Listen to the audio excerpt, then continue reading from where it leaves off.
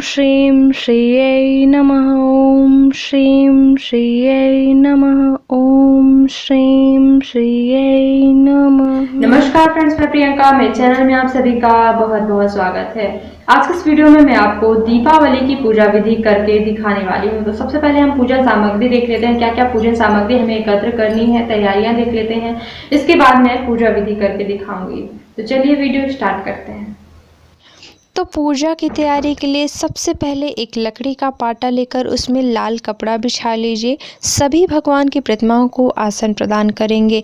और अगर आप षोडश मात्र का नवग्रह पूजन करना चाहते हैं तो वो भी आप पाटे पे बना लीजिए, और अगर नहीं बनाना चाहते हैं तो यहाँ से आप तैयारियाँ शुरू कीजिए। जैसा कि हम कर रहे हैं, चावल की ढेरी लगाते हुए इस प्रकार से अष्टदल कमल बनाइए 8 पंखुड़ियों वाला।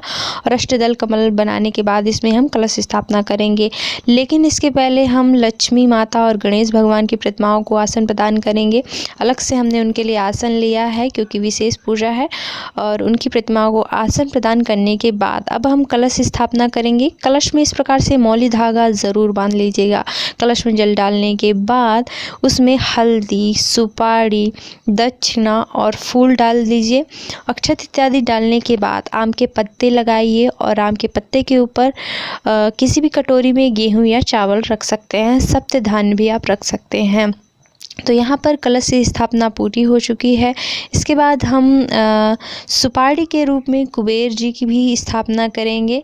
तो यहाँ पर हम सुपारी के रूप में कुबेर जी की स्थापना कर रहे हैं। और इसके बाद हम सारी तैयारियाँ हो जाने के बाद पूजा प्रारंभ करेंगे।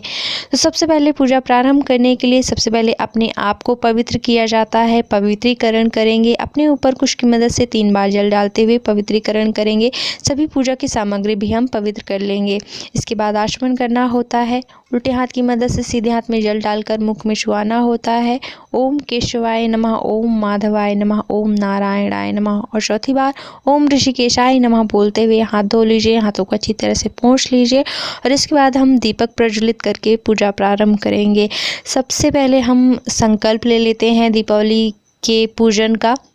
संकल्प में आपको हाथ में लेना है चावल, फूल, कुशा और जल डाल लीजिए थोड़ा सा, या फिर चावल, फूल ही और जल डालने के बाद हाथ जोड़कर आपको संकल्प में बोलना है कि मैं अपना नाम बोल लीजिएगा। मैं धन धान्य की परिपूर्णता हेतु, सभी प्रकार के वैभव, सुख शांति की प्राप्ति हेतु माता लक्ष्मी मेरे घर में स्थायी रूप से निवास करें। सभी ग्रह हमारे जीवन में अनुकूल रहें। माता लक्ष्मी और भगवान गणेश की प्रसन्नता हेतु मैं दीपावली के इस पूजन का संकल्प लेती हूँ। इस प्रकार से बोलते हुए चावल, फूल, कुशा छोड़ दें। कुशा वापस से रख सकते हैं। और इसके बाद हम सभी देवी देवताओं का आवाहन करेंगे। सबसे पहले हाथ में चावल, फूल लेकर भगवान श्री गणेश का आवाहन करेंगे। आवाहन में क्या बोलना है मैं आपको एक ही बार में बता रही हूँ क्योंकि वीडियो लॉन्ग हो जाता है। लेकिन कृपया करके, ये विशेष बड़ी पूजा है तो अलग अलग से फूल, चावल लेके आपको हर बार देवी देवताओं का नाम लेके अलग से उनका आवाहन करना है। तो जैसे कि हे श्री गणेश, हे माता लक्ष्मी, हे कलश के सभी देवी देवताओं, हे षोडश मातृकाओं, हे सभी नवग्रहों के स्वामी, दीपावली के पूजन हेतु मैं आपका आवाहन करती हूँ। कृपया करके यहाँ पर विराजें और हमारी पूजा स्वीकार करें। इस प्रकार से बोलते हुए चावल, फूल हर देवी देवता के पास अलग से बोल के छोड़िएगा। जैसे कि ओम श्री गंगणपतये नमो नमः, ओम गंगणपतये आव्यामि स्थापयामि पूजयामि, ओम श्री महालक्ष्म्यै नमो नमः, श्री महालक्ष्मी आव्यामि स्थापयामि पूजयामि। इस प्रकार से आवाहन के बाद षोडशोपचार पूजा विधि में सबसे पहले भगवान को आसन प्रदान किया जाता है। तो यहाँ पर हम पान के पत्ते के ऊपर ही भावना करके भगवान श्री गणेश को, माता लक्ष्मी को आसन प्रदान कर रहे हैं। इसके बाद भगवान के चरण धोए जाते हैं। तो यहाँ पर हम सबसे पहले भगवान श्री गणेश के चरण धोएंगे, माता लक्ष्मी के चरण धोएंगे।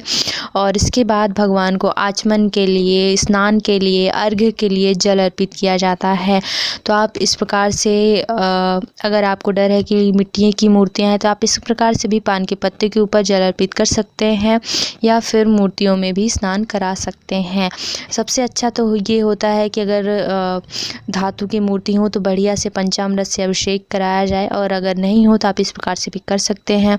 इसके बाद हम कलश में भी जल अर्पित करेंगे, कलश में सभी देवी देवताओं का ध्यान करते हुए, और इसके बाद हम पंचामृत से स्नान करा सकते हैं, दूध दही से स्नान करा सकते हैं। तो इस प्रकार से पंचामृत और दूध दही भी आप अर्पित कर सकते हैं। और पंचामृत से स्नान कराने के बाद पुनः शुद्धोदक स्नान जल से ज़रूर कराया जाता है, तो शुद्धोदक स्नान के लिए भी जल अर्पित ज़रूर कीजिएगा। और कलश में जल अर्पित करने के बाद हम नवग्रहों को और षोडश मातृकाओं को भी जल अर्पित करेंगे, जल से स्नान कराएंगे। और इसके बाद जो हमने सुपारी के रूप में कुबेर जी रखे हैं, कुबेर देवता को भी हम जल से स्नान कराएंगे।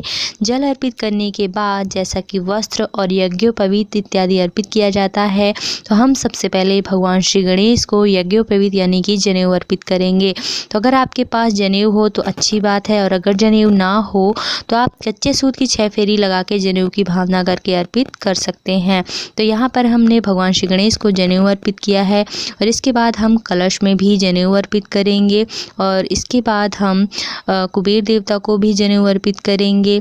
नवग्रहों में भी हम जनेऊ अर्पित करेंगे, और इसके बाद हम वस्त्र अर्पित करेंगे। तो सबसे पहले हम भगवान श्री गणेश को पीला वस्त्र अर्पित करेंगे, और इसके बाद माता लक्ष्मी को लाल वस्त्र यानी कि लाल चुनरी अर्पित करेंगे। अगर आपके पास वस्त्र ना हो तो आप वस्त्र की भावना करके मौली धागा भी अर्पित कर सकते हैं, जैसा कि हमने कलश में किया है, और कुबेर देवता को भी हमने वस्त्र की भावना करके मौली धागा अर्पित किया है। इसके बाद हम नवग्रहों में भी मौली धागा ही अर्पित कर रहे हैं। षोडश मातृकाओं के लिए भी एक और चुनरी है, तो हमने वस्त्र के रूप में चुनरी अर्पित की है। वस्त्र इत्यादि अर्पित करने के बाद हम हल्दी, कुमकुम, चंदन इत्यादि लगाएंगे। तो जैसा कि सबसे पहले भगवान श्री गणेश की पूजा की जाती है, तो हल्दी कुमकुम हमने भगवान श्री गणेश को लगाया। माता लक्ष्मी को हल्दी, सिंदूर इत्यादि लगाना चाहिए, और इसके बाद हम माता लक्ष्मी को श्रृंगार अर्पित करेंगे। जो भी आपकी सामर्थ्य हो, चूड़ी, बिंदी, आलता, सिंदूर, तो आप माता लक्ष्मी को श्रृंगार अर्पित कीजिए। श्रृंगार इत्यादि अर्पित करने के बाद हम बाकी देवी देवताओं को, जैसे कि कलश में भी हम हल्दी, सिंदूर, चंदन इत्यादि अर्पित करेंगे। साथ ही साथ नवग्रहों को और षोडश मातृकाओं को हम हल्दी, चंदन, सिंदूर इत्यादि लगाएंगे। हल्दी चंदन अर्पित करने के बाद हमने माला लाई थी, तो हम भगवान श्री गणेश को माला चढ़ाएंगे, माला अर्पित करेंगे, और माता लक्ष्मी को भी हम माला अर्पित करेंगे। भगवान श्री गणेश को दूर्वा बहुत ज़्यादा पसंद होती है, तो ज़रूर व्यवस्था कीजिएगा, दूर्वा ज़रूर अर्पित कीजिएगा भगवान श्री गणेश को।